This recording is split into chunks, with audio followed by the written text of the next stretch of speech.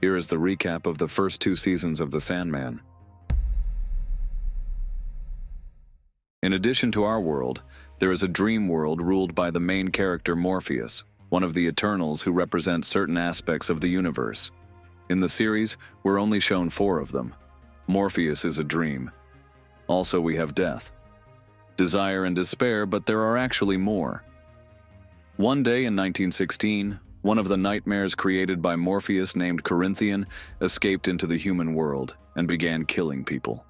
The main character finds him, but at that moment he is enslaved by the wizard Roderick Burgess and locked in his basement with the help of an ancient ritual. Taking from him 3 artifacts, a sandbag, a helmet, and a ruby, he demands Morpheus to grant him power and immortality. However, the main character does not utter a word for several years. Because the dream world was left without its ruler, millions of people all over the planet fell asleep but never woke up, and the kingdom of Morpheus began to crumble. Years later, Roderick Burgess still can't get any answer from the main character, and soon a young woman, Ethel, becomes pregnant by Roderick, steals Morpheus's artifacts from him and runs away. Roderick's other son accidentally kills his father, but continues to keep the Eternal locked up because he fears he will kill everyone out of revenge. After 100 years of imprisonment, which is already in our time, the Sandman finds a breach in the seal and is released, escaping back to his kingdom. However, all his followers have long since scattered, leaving only the librarian Lucian, who shows the main character his ruined palace. Morpheus is weakened and has almost no powers without his artifacts, so he goes to Cain and Abel to take back the gargoyle he once created and then absorbs it. It's probably worth clarifying here that Morpheus created all dreams and nightmares, roughly speaking, from himself, and can absorb them at any time. Cain and Abel are not happy that their friend is dead, but soon the main character gives them an egg from which a new gargoyle is born. Morpheus contacts Fate Mother, not to be confused with just Fate, which is eternal. He learns from her where his artifacts are, and the information is not very accurate. Lucian advises him to take a raven with him to make it easier to find the items, and introduces the main character to Matthew, who will follow him throughout the season and occasionally help him. To find the sandbag, Morpheus contacts Joanna Constantine, a demon hunter, and together they find it. The main character also learns that his stolen helmet is now in hell. He goes down there, where he meets Lucifer and his assistant Mazikeen. However, the ruler of hell does not want to just give up the helmet and offers to play a game. The protagonist wins the game by humiliating Lucifer, after which she holds a grudge on him, after which Morpheus takes back his helmet. Meanwhile, we are shown the same woman, Ethel, who stole artifacts from Roderick Burgess in the past. Thanks to a ruby, she was able to prolong her life, as it can be used to grant any wish. Corinthian, the very nightmare that escaped Morpheus 100 years ago, comes to her and informs her that the Sandman has been freed and is looking for the stolen items. However, the woman says that for some reason she exchanged them for a protective pendant, which also prolongs her life, and thanks to it, no one can harm her, including Corinthian. Ethel, being very rich, is sent to a guarded asylum where her aged son John is, who has gone cuckoo over the years, because his mother, knowing that Morpheus will come for her one day, constantly moved from place to place. Also in the past, John used a ruby to grant various wishes, and ended up killing several people, for which he was put in this institution. However, he reconfigured the ruby so that only he could use it, and hid it from everyone. In the end, the mother tells the whole truth about Roderick Burgess and Morpheus. Then she gives her son the protective pendant, and dies of old age. John, being now immortal, escapes from the asylum and takes the ruby, giving the protective amulet to the woman who gave him a ride. Being a bit crazy, he wants to use the ruby to create a world where all people speak only the truth. But because of this, the world becomes chaotic and people start to lust and then kill each other. By this time, Morpheus collects his 2 artifacts and fights John in his sleep. The man is incredibly strong thanks to the ruby, but he does a stupid thing and destroys the stone, because of which his power returns back to Morpheus, as I remind you that everything that was created in the dream, including artifacts, is Morpheus itself. Soon the main character meets his sister Death, who notices that he is upset. Morpheus tells her that he has lost the purpose of life, and she reminds the main character that they did not create mankind, but on the contrary, people created such concepts as sleep, death, passion, and more. Their purpose is to serve people. Then we are transported to the year 1389. There, Sleep and Death decide to see what a man named Hob would do if given eternal life. Death thinks that the man will enjoy life, and Morpheus thinks that he will beg in 100 years to finally be killed. The main character then introduces himself to the man, and for 5 centuries meets him every 100 years in this pub. It turns out that he enjoys life, and every time he meets him, he becomes more and more fascinated by the world.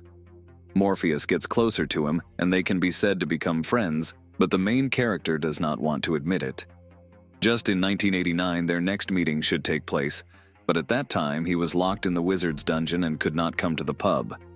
However, in the present time, after talking to his sister Death, he finds Hob and admits that he is his friend. We are shown the story of a woman named Rose Walker. In the past, they were separated from her younger brother Jed, and in the present time, after the death of her mother, she tries her best to find him. Soon she meets her great-grandmother Unity, whom she didn't know about. She tells her that she fell asleep as a child in 1916 and slept for over 100 years. In her dream, she had a whole life, and even a child she conceived from a golden-eyed man. The woman woke up only recently and learned that she also had a daughter in the real world. But by this time, only great-granddaughter Rose was alive. The woman tells her that she is looking for her brother, and since Unity is the heiress of a wealthy family, she sponsors Rose in her search. Meanwhile, we learn that once in 1,000 years, a vortex human can appear in the world, capable of not just controlling dreams, but almost destroy the realm of dreams. So it is very dangerous for Morpheus. This vortex turns out to be Rose and the main character's relatives. Eternal desire and despair want to use her to kill Morpheus. The main character in return knows about the existence of the vortex, but wants to use her to get back the 3 escaped entities he created. These are the already known to us Nightmare Corinthian, Nightmare Galt, and the Dream of the Fiddler's Green. By the way, the vortex also attracts the dream realm creatures, so Morpheus thinks he can catch them thanks to the vortex. Rose and her friend Lyta try to find her brother through an adoption agency, but they have no right to disclose information. Morpheus contacts the woman, and together, using dreams, they find Jed. We learn that he lives in a foster home that abuses him, and the very Nightmare Galt helps the boy and gives him a happy life during his dreams. Galt actually wants to be a dream and not a nightmare, but Morpheus consumes him anyway. However, by the end of the season, he makes him a dream. Upon waking up, Rose goes to get her brother, but everyone in the house is dead. By this time, Corinthian has kidnapped the boy and traveled with him to a serial killer conference where hundreds of maniacs from all over America have gathered. By the way, it was Corinthian in 1916 that drove a lot of crazy people to become serial killers, and for them, he is a legend. That's why they brought him in as a superstar. Meanwhile, Rose's friend Lyta, whose husband died in the past, sees him in her dreams. And since the vortex has erased the boundary between the real world and dreams, the ghost of Lyta's husband enters her dreams, and the woman becomes pregnant in real life. Morpheus notices this, sends the ghost back to where he came from, and tells Lyta that since the child was created in a dream, he is a part of the main character, and one day he will come for him. Rose, along with Gilbert, arrives at a serial killer conference. By the way, Gilbert is that escaped dream named Fiddler's Green. He's kind, but has almost no effect on the plot, and helps a little at the very end. Corinthian gives Jed to Rose and informs her that Morpheus actually wants to kill her, as she is too dangerous to his world, and offers to kill the main character. Soon, they all meet in a dream, but Morpheus convinces Rose that she is dangerous to more than just his world. If the dreams are destroyed, humanity will also die with her brother. The woman sides with the main character, after which he absorbs Corinthian, who just wanted to live and enjoy the human world. In her dreams, Rose agrees to sacrifice herself to save the world, but librarian Lucian finds an interesting detail in the books. It turns out that the great-grandmother of the Rose named Unity was supposed to become a vortex, but because of 100 years of sleep, this ability was transferred to Rose. Unity asks to pass the power of the vortex to her, and she will sacrifice herself instead of the Rose, as she is old and has nothing to lose.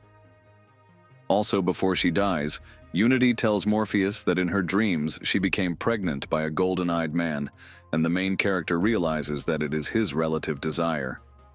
The Eternals have a rule that they are not allowed to spill each other's blood, so Desire created a descendant of the Eternals in hopes that Morpheus would kill her by breaking this rule. The main character goes to see Desire and warns her not to do anything else stupid, but he doesn't know that all the misadventures that have happened to Morpheus throughout the season have been set up by Desire. Also, at the very end, we see Beelzebub and other demons in hell demanding Lucifer to attack the dream realm, but the woman informs him that she has come up with a better plan. This is the end of the first season. The eldest of the Eternals, named Destiny, summons the other relatives to the meeting. In addition to the familiar ones, Desire, Despair, Death, and Dream, their younger sister, Delirium, appears at the meeting.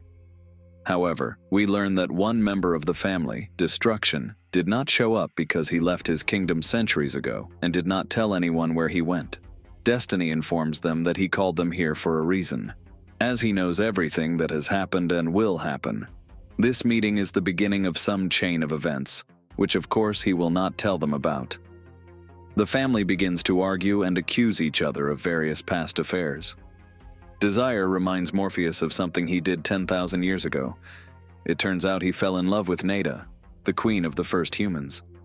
But the woman rejected him, since relationships between humans and the Eternals are forbidden. Then Morpheus exiled Nada to hell, and now she has been there for more than 10,000 years. When Desire reminds him of her, the main character realizes that he has done wrong. So he decides to get Nada out of hell. Morpheus, this time possessing incredible power, invades hell, but at its gates finds only Lucifer. She informs him that she has been planning for a long time how to take revenge on the main character, and now she has come up with an idea. Lucifer knows that he is looking for Nada, and is not going to help him. On the contrary, she gives him the key to hell.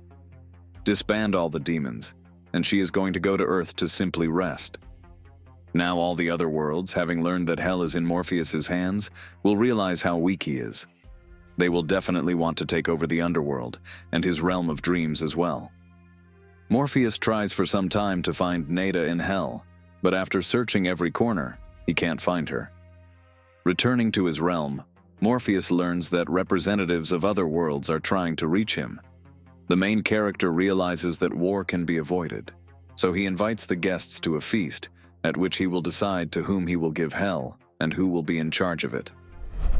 Different factions arrive at his castle. Notable ones are Asgard with Odin, Thor, and Loki, demons led by Azazel and the kingdom of the fairies, as well as 2 angels who came just to observe. Some factions are trying to get Morpheus to give hell to them, some have just come to cause chaos, and some have come to discourage the main character from handing hell over to anyone. During the night, Azazel informs Morpheus that he has his beloved Nada and will give her up if hell goes to the demons. However, the protagonist decides in favor of heaven. Everyone is of course surprised, and Azazel cunningly attacks Morpheus. But the demon did not take into account that in this realm, sleep has boundless power. So he seals Azazel and frees Nada, who is sent to his private chambers. The other factions realize that fighting heaven is not an option and leave the palace. However, one guest tries to stay, and that is Loki. He does not want to return to Asgard, as he will be sent back to the dungeon there. Morpheus offers to help him and send instead an exact copy of him, which he will create. After that, Loki becomes the main character's debtor. The representative of the kingdom of fairies is satisfied with the fact that the key to hell went to heaven. So as a thank you, he gives the main character a fairy named Nula. The woman herself does not mind staying, as she is disappointed in her family, which just so decided to get rid of her. and Morpheus allows Nuala to stay in his castle. We are also shown the past when the main character decides to reconcile the realm of fairies and the realm of dreams. He invites King Oberon and Queen Titania to a theatrical performance. On it, William Shakespeare presents his play, A Midsummer Night's Dream, which later became a true classic and passed through the centuries. Thanks to it, people still remember the realm of fairies, which gives them power. At present, Nada comes to her senses, and the main character decides to talk to her. He apologizes to her for sending her to hell 10,000 years ago. Nada is not going to forgive him and decides to go to the human world to enjoy life. The main character is saddened but lets her go. Soon, the youngest Eternal named Delirium appears on the doorstep of the castle. She asks Morpheus for help. The woman wants to find their brother Destruction, who once left them. The rest of the relatives refuse to help and hoped only for the main character. They know that Destruction is somewhere in the human world, but finding him is not so easy. Morpheus doesn't really want to look for his brother, since before he left he warned everyone not to look for him. But Delirium has been sad lately and considers herself abandoned. So the main character decides to help her after all. The two of them go to Earth and try to contact Destruction's former friends. However, nothing works out, and they die as soon as the main characters find them. Dream for advice goes to their older brother Destiny, who knows everything, and he suggests that only the Oracle can find Destruction. Morpheus realizes that there is only one Oracle left, and it is his son. In Greece in 1700 BC, Morpheus had a son named Orpheus. One day he decides to marry Eurydice, but a snake bites her and the woman dies. The man was so much in love with her that he is willing to do anything to get his beloved back. Orpheus first asks his father for help, but he refuses him. Then he comes to Death and persuades her to send him to the kingdom of Hades and Persephone. But for this, Death has to give him immortality, as ordinary people cannot get there. Orpheus goes downstairs, where he meets the gods. Hearing his song, they agree to return Eurydice to him, but for this he has to pass a test. Unfortunately, Orpheus fails it. The man doesn't want to leave it like that and is going to die to be near his beloved. He thinks that the bloodthirsty Maenads will be able to kill him, but he is now immortal. The only ones who can kill him are the Eternals, but they are forbidden to spill the blood of their relatives, otherwise it will have serious consequences. Soon Orpheus's head is brought to the shore, and the boy begs Morpheus to kill him, but he does not want such a fate for his son. The main character refuses, and Orpheus disowns his father. Dream hires monks who take the head to a temple on a remote island, where they will have to take care of him. In 1794, Morpheus learns that the French have stolen Orpheus from the temple. He hires Lady Joanna Constantine to help him find his son. In exchange, he promises her any reward. She eventually finds the head and returns it to the temple. During their journey, Orpheus and Joanna have grown close, but they cannot be together. So as her reward, the woman asks Morpheus to grant her more time with Orpheus. In the present, the main character decides to talk to his son after all. He comes to him and they finally reconcile. Dream asks to find Destruction. The man agrees, but in return, he wants to die. Morpheus and Delirium finally find their brother. Turns out it was his defense mechanism that previously killed his friends, so no one could find him. Destruction still doesn't want to return to his realm either, and Dream asks why, to which his brother replies, their kingdoms can exist essentially without them, and he himself doesn't want to be involved in what humans are doing. Mankind has already invented the atomic bomb, and soon the time will come when they will destroy themselves. Destruction says goodbye to his relatives. Then he goes to wander into the unknown, to places where no one has ever been. Destruction also gives her dog Barnabas to Delirium, so that she will not be lonely anymore. Meanwhile, Morpheus returns to his son and gives him peace. This is recognized by the kindly ones, the entities that control fate, time, and death. They want to punish Morpheus for spilling the blood of one of his family. The main character tries to figure out how to avoid punishment. First, he goes to his father, Time, but he refuses. Then Morpheus goes to his mother, Night, and she offers him an option. However, it implies that sleep will have to stay in her domain, so he refuses and leaves. Returning to the castle, Morpheus sends his people to other worlds, as they are in danger when the kindly ones arrive. He even sends Nula back to the realm of the fairies. However, after talking to Queen Titania, the woman returns to help the main character in the decisive battle. Morpheus realizes that he may not survive, so he appoints Daniel Hall as his successor. This is the same child from the first season who was conceived in a dream. To pull this off, he turns to Loki, since he owes him a favor. However, the god of deception and his friend Robin the Hobgoblin decide to act on their own. They fulfill Morpheus's request, but twist it in such a way as to harm him.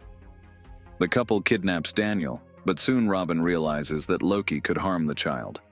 So he wants to return him to his mother, but Loki stops the Hobgoblin.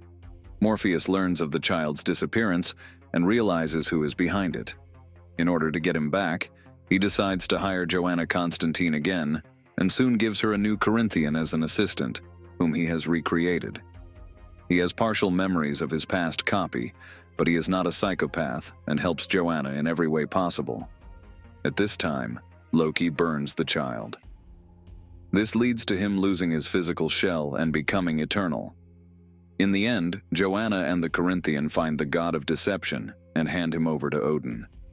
After that, they return the child to the realm of dreams, as he can no longer live in the human world.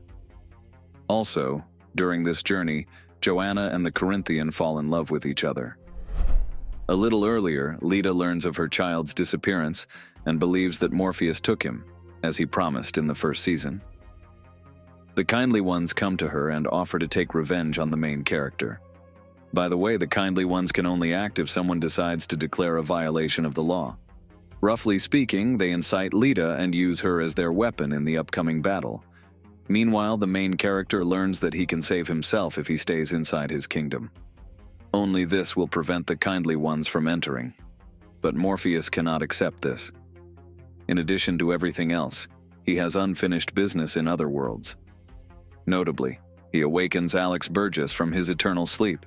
He is the son of the wizard who locked the main character in the human world in the first season. After that, Morpheus comes to terms with the idea that he will have to die. The kindly ones, together with Leda, burst into the realm of dreams and begin to destroy everything around them. The main character agrees to sacrifice himself, just so that his kingdom will be left alone. His sister Death comes for him, and he dies. At that moment, the child transforms and matures. Daniel acquires partial memories of the previous dream, but he is still a newborn, so he does not understand what he needs to do. Morpheus' funeral is held, attended by everyone who ever knew the main character. Even Destruction secretly comes and gives some advice to the young Eternal. At the funeral, we learn that the death of the Eternal Ones is a normal thing. Someone always replaces them, and everyone else usually forgets about it. In the end, Daniel meets his brothers and sisters, who are sincerely happy to see him.